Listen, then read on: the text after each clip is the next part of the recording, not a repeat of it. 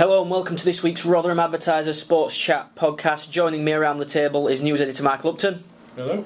And Miller's correspondent David Beddows. Hello.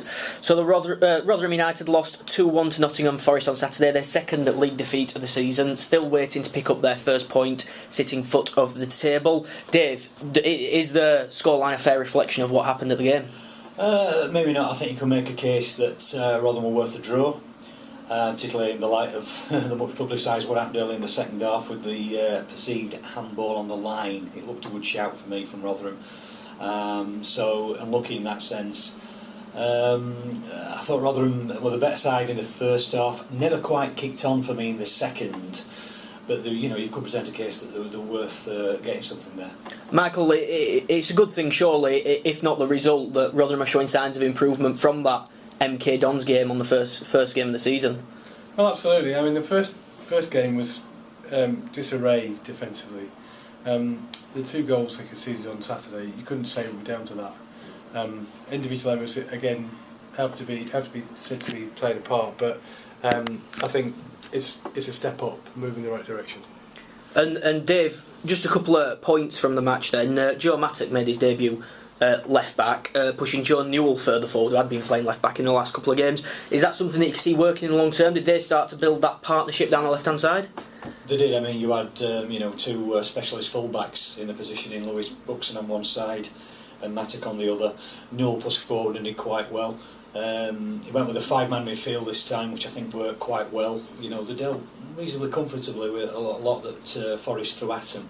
And they look well organised and well set up. It's just that, again, we're just looking for that cutting edge, that extra cutting edge, and then goals. That's the question. And what about Danny Collins and Greg Alford? Obviously going back to their old club, both partnered each other at centre back once again. Is that looking like it's bearing fruit now, that partnership? It did. I mean, it's getting towards Steve Evans' first choice back four, and should we say back five if we include Kel Roos. So there is room for encouragement there, but again, we're looking further forward for more goals, aren't we? Well, that pushes me nicely onto Kel Roos, Michael. Some people saying that he made a little bit of a blunder for Nottingham Forest's second goal. Steve Evans has defended him in the press after the game. What's your view of that? Well, I have to say, I think it's the archetypal difficult cross. I suppose he could have flipped it over the bar.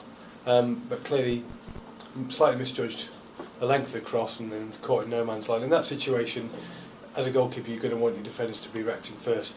And in a way, just like the first goal against MK, where Roos palmed it out and it went straight to an MK player, it's just unfortunate it went to a Forest player this time. Dave, you could argue that the cross came in a little bit too easily, couldn't you? Could that have been stubbed out first? Was that the first mistake, possibly? Maybe. I mean, again, Stephen pointed out that Joe Cawthorn was slow closing the cross down, so Roos had to come to his near forward post to cover it, which left him, as Michael said, a bit, positioned awkwardly. So there's that, and it was just unlucky that it fell to Michael Antonio, who you wouldn't want it to fall to when the ball came into play. I just want to come back on that. I mean, that goal was a bit more of a tricky one, but I think he'll be disappointed with the way that Cawthorn got out-jumped on the first goal. It was quite close to his own goal line. I think you want your defenders to be dominating there.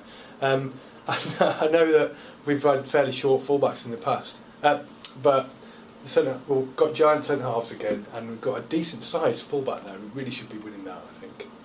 Just looking at the team as a whole, then you say they need more of a clinical edge up front. Does that come from the creativity in midfield that's not being created, or the movement of the strikers? Where do you see that problem coming from? It's creativity, isn't it? It's in the middle of the park. I think Rotherham always had some good hard working industrial midfielders, but it's just that extra guile you're looking for sometimes, and if you can get that, they're going to be well set.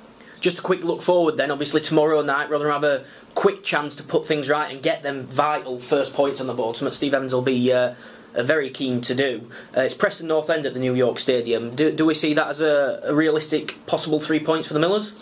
Possibly. I mean, Preston looked decent in winning. At MK Dons on Saturday, they've had a confidence start again. They're still full of this bounce and vigour, aren't they, after getting promotion? So they're going to be, a hard lot to handle for the Millers. But this is a match against a newly promoted team that Rotherham will be looking to win. Having said that, Dave, we've just talked about Rotherham's difficulty scoring goals.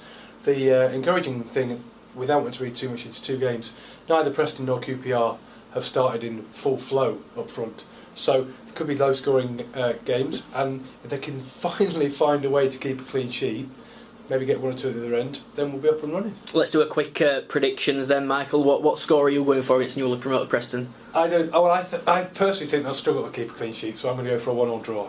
David? Optimistic 2-1 to Rotherham. There you go, you've heard our experts' opinions and predictions. If you want to give us yours, you can tweet us at RodTizer. That wraps up this week's Sports Chat podcast. Thank you very much for signing up to the free The Match magazine every Monday morning, focusing on the Millers weekend game. Make sure you pick up Friday's Rotherham Advertiser for all the analysis and stats from tomorrow night's game against Preston North End. Thank you for listening.